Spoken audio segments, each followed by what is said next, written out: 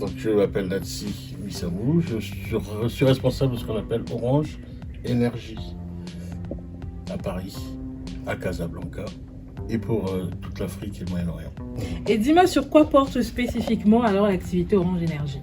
Donc Orange Énergie, c'est la même chose, mais pour les gens.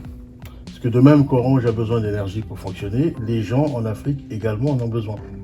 On sait qu'il y a plus de 600 millions de nos concitoyens qui n'ont pas accès à l'énergie.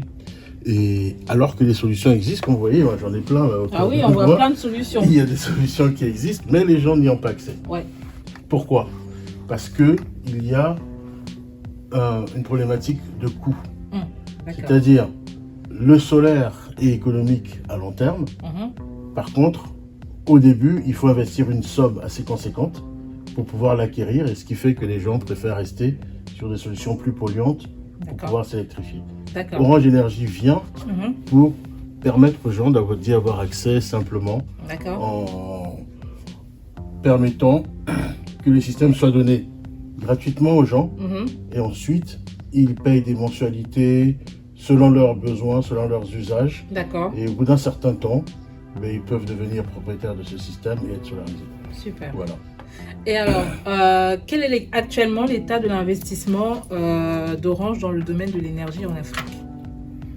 Donc, nous sommes très investis, nous avons plus de 100 000, je crois que plus de 100 000 foyers déjà, qui profitent de l'énergie grâce à Orange, et dans plus de 10 pays.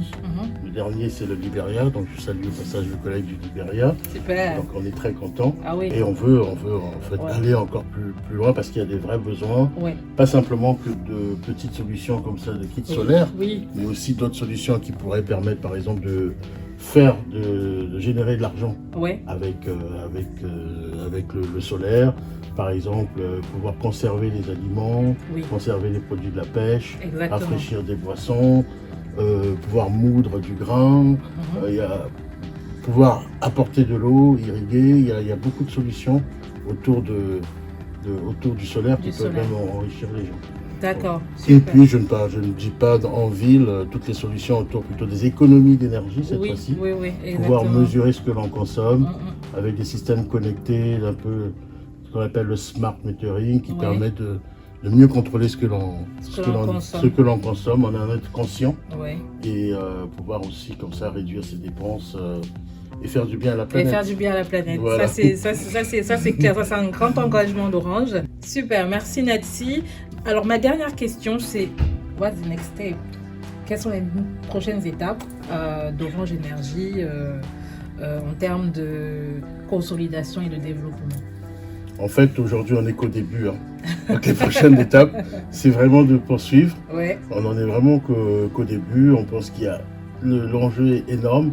Et si je pourrais dire une chose, c'est peut-être de faire bénéficier de tout le travail que l'on fait, non pas simplement à nous-mêmes Orange, mais aussi à tout un écosystème de partenaires ou d'externes, pour que, enfin, on constate une réduction de ce nombre de gens qui n'ont pas accès à l'énergie.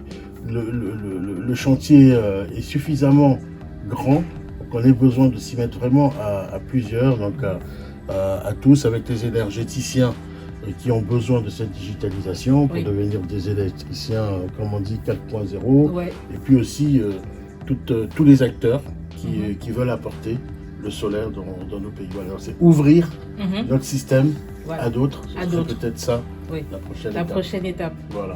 Merci beaucoup Natsi de m'avoir accordé ce mini entretien et à bientôt. À bientôt Anita.